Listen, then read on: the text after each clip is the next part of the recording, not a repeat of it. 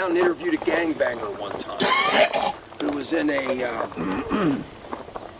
in a drive-by shooting.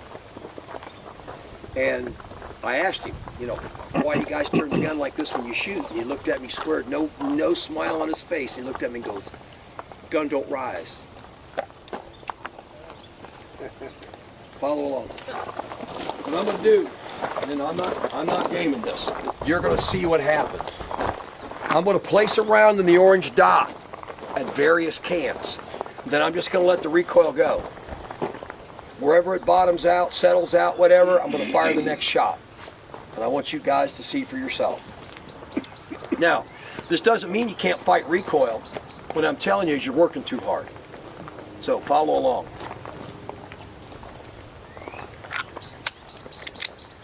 Gangbanger, the one everybody makes fun of.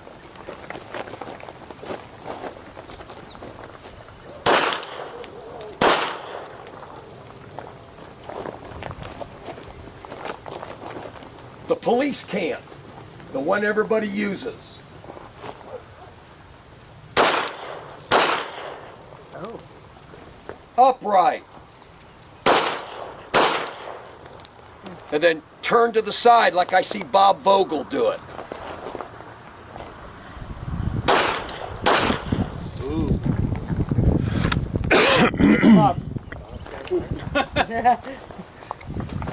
Why do we do this? More natural. No. What's natural about it? That's the not having to push your wrist at all. We were always told that it tightens up all the... No, this does nothing. It's not the anatomical default, no? Mm-mm. You just saw it for yourself. Yeah.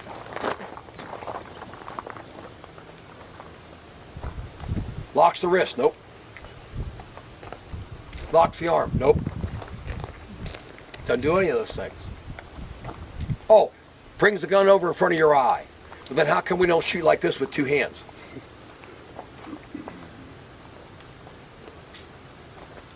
Nobody knows. Tradition mostly. When I first saw it, I looked at it and I go, that makes no sense at all. Because when I turn the gun this way, it's right in the natural bend of my elbow.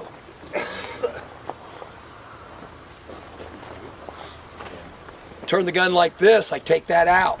Bring the gun upright the same way I do it when I use two hands. And this right here locks everything. It's a very weird feeling when you first do that. Holy shit, does it lock it down. We're going to let you play with it yourself. Let you come up here, you're going to shoot it this way, shoot it this way. I'm not advising this, and the reason being is you can't get on the sights. Gangbangers don't care about sights, they just want to lump bullets. But the guy looked at me, gun don't rise. When you're just wanting to fill an area with bullets, it works. He's almost using the recoil just to kind of keep spraying. Well, it just locks back like this, locks back like this. The most biomechanically inefficient way is this way. Well, it's natural, you're locked in. Biomechanically, no, it's none of those things. Well, this is how you throw a punch. Not if you're smart. Throw a punch, throw it just like the same way the gangbanger's doing it. This right here doesn't really lock it up.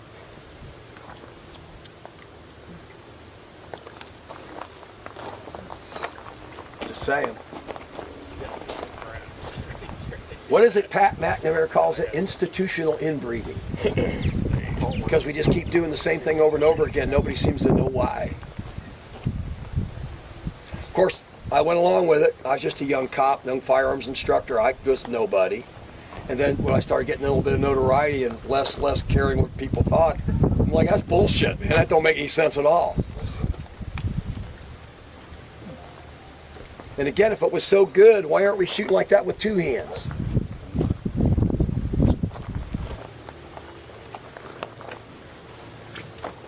My suggestion to you, after you get a chance to play with this a little bit, is you just leave the gun upright.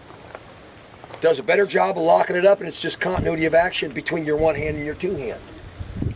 Another thing I'm not a big fan of is what some of the guys see you do go. Yeah. Why? Because if you can switch back to two hands. Terrible idea in a fight. You're off balance. Remember the lateral movement stuff we've been doing? All the movement. How do you get started with it here like this? You can't. Why don't we just drop back and punt? If this is good for 2 hands, why isn't it good for 1? Well, because you can't control the recoil. My ass.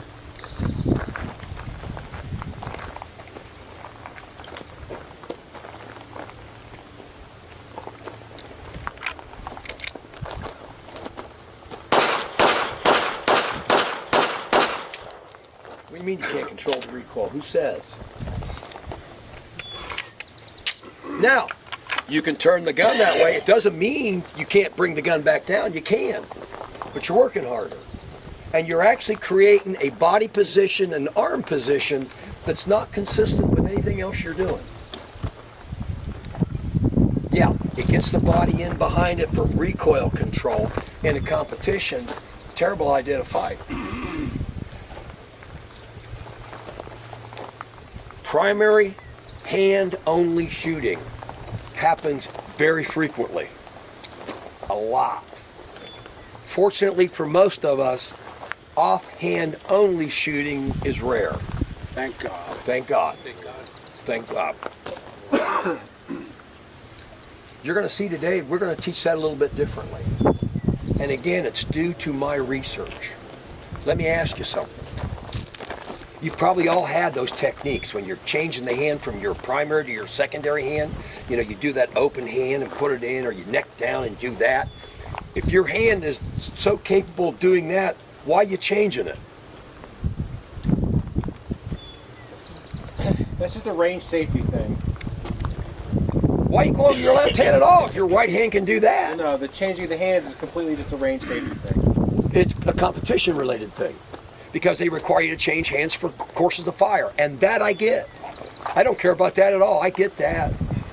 But why are you going to your off dumb hand in a gunfight when your right hand's working great? Get shot in your hand. Huh? Get shot in your hand or your arm. Well, then the hand's not working. Right. Right. But if you're shooting like this and you get shot in the hands, which one's getting shot?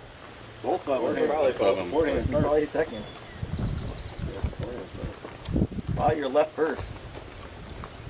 All of the gunfights I've reviewed, very seldom has there been an offhand only engagement. There's been a few, but in every one of them I studied and I've interviewed the people involved. Offhand only, the gun is being picked up off the ground, off the hood, off a table, or something like that, because when they got hit here, they dropped it. Now they got to pick it up and use it. That's how we're going to teach it. If what I'm teaching you this week will help you in your competition, I'm glad, but it's not my focus. My focus is to teach you how to do it in a fight. Dave, there's people that got injured or shot with their dominant hand in their gunfight. Did it happen before or after the gun was in the hand? The ones I talked to, they were already engaged in the fight. Okay. The most studied one, the female in Orange County, Florida. Her name escapes me, I'm sorry. You met with her. I had dinner with her, and that's why I'm sorry I can't remember her name.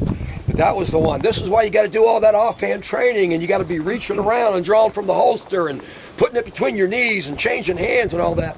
She didn't do any of that. She reloaded with one hand. No, she didn't. Didn't. The fight was in a garage. Was in a garage with some people that had come to the homeowners to get money back for a drug deal that went bad. The deputy was dispatched on a domestic. The gunfight happened in and around the car in a garage. Why can't I remember her name? No, because you used to say. But they're popping and weaving, and they're shooting at each other and stuff like that, and they are, boom, boom, boom, there's lots of rounds going off. But when she had to reload, she had both hands. Right here is when she got shot. The gun fell on the trunk of the car, and she picked it up, and she fired the last couple rounds of the fight. But the rumor got around, oh yeah, she had to reload with one hand and do all that. She was inside a garage. Where do you guys think she had the time to reload with one hand?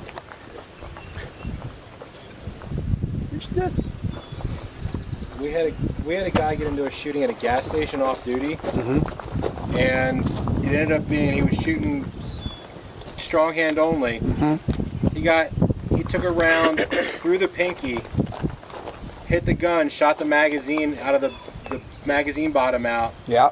Put a hole in the gun. He couldn't even use the gun anymore. That's why I was kind of asking that. Yeah. More than likely you'd have dropped the gun and you'd have been picking it up with the other one, but the gun was disabled. So, shooting primary hand open, or that's this hand. Primary hand only is frequent. It happens a lot. People are walking up and they're surprised and they just come up and they just start shooting. That happens. They got something in their arm and they don't drop it. That's very, very common. They hold a bag of groceries and they fight with the groceries in their hand. Cops with ticket books, Ticket book. flashlights. Oh shit! So that's really frequent. Offhand only, thank God for all of us. Not that often. I'll be honest with you folks, if I had an offhand only gunfight right now, I would be in serious trouble. I have broken it twice because I realized very early in my police career you didn't punch people with your gun hand. Terrible idea. So I broke it twice. I cut the trigger finger down to the bone and had to have it reattached and go through physical therapy, and now it's arthritic. So it's a really, doesn't mean I don't practice. I do the best I can, but it's a really clumsy thing for me. So that's why I'm kind of glad it doesn't happen that often. Of course, Murphy's sitting right here most of the time. Probably won't happen to me. I could never find an incident where somebody had to reach around the front or reach around the back and bring the gun up and out and shoot it. And let's face it, some of you well-fed guys couldn't anyway. Okay? So that's one of the things you hear about appendix care, where you can reach it with either hand. That's true. That's true. How important that is, don't know. That's up to you to decide. But that's how we're going to handle the one-hand shooting. We're going to have you in a conventional shooting. We're going to have you upright. If you insist on can't because you just can't do it any other way and it feels weird, you do it. And you can do it. You're working harder than you need to, bringing the gun back down, bringing the gun back down, bringing the gun back down. Control that recoil. We don't want you to fire a shot, have it pointed over the hill, and press a round off. You understand? Okay? Keep them on your target. Here we go. Go ahead and draw out. You're one-handed. Okay? With that one-handed, I'm going to talk about that thumb placement. Guys, check it out. Relax for a second. Some of you, if you do that kind of revolver style shooting, right? You'll see somebody really lock that down. Some of you will hold it like this. Okay? Look at the gap. Look at the gap between that knuckle, that thumb, and the side of the gun. There's no meat over there. Okay? One of the advantages of two-handed shooting is being able to put meat up there to stop that gun from heading that direction. With this thumb locked down a la revolver style, there's not much keeping that gun in place. Make sense to you? Right? One of the ways that we build the grip of Handgun Combatives is starting out with that flagged thumb to be able to create that position for the heel of the hand to go in there, close that book, and build that grip. Why not? Right? Why not take advantage of, and some of you guys got some big-ass thumbs, and it's not necessarily this part of the thumb, it's just a bit of that webbing to come up there, right? Kind of perform the same process as that other hand, and see and experiment with that. Lockdown thumb. What's bad is when you do this. So when you either lock it down like flagged this. or almost like you had Flagged sitting on top straight. of the second hand. That's right. Flagged or straight. You see But what I'm high. saying? Because now I have a little, it's like a little baby hand on the side of that, keeping it from moving. Okay? Locked down like this, I got nothing. If I have it straight or flagged, I've got a little bit of something to keep me from tagging it over there. Does that make sense to you? All right? You get into this, you'll get a whole lot of that. Straight ahead or flagged, puts a little miniature hand, gives you a little something to try and steady that. Good to go? Here we go. Different elbow positions, different thumb positions. Try that.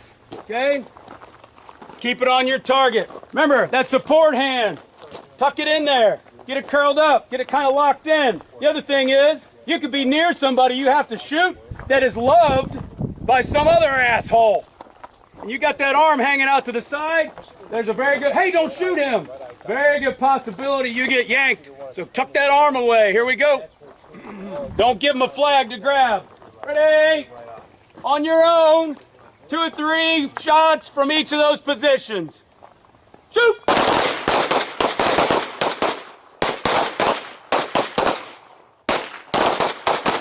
See what works. Just see what works.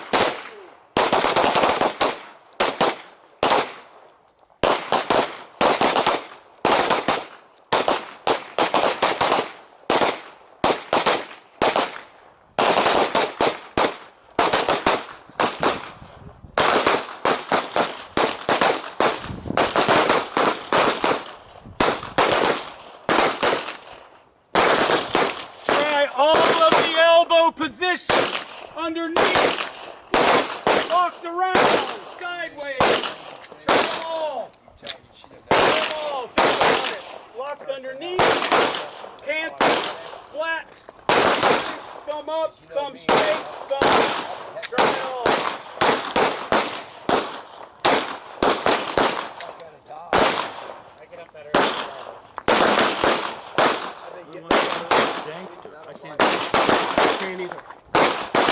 Gangsters should have moved the house, at least for me. When you're satisfied, just stop. Hold it tight. Now, without loosening it up, straighten your thumb. Did your hand come undone? Lock it down. Straighten your thumb. Lock it down. Straighten your thumb. Lock it down. What's the point? Doesn't do anything for It's front to back pressure. Your thumb really doesn't do anything here. Okay? Really doesn't do anything. So if the phlegm is thag, it's straightforward. The proper saying is don't give up the pressure right up in here. That wedging action up against that grip tag. Okay?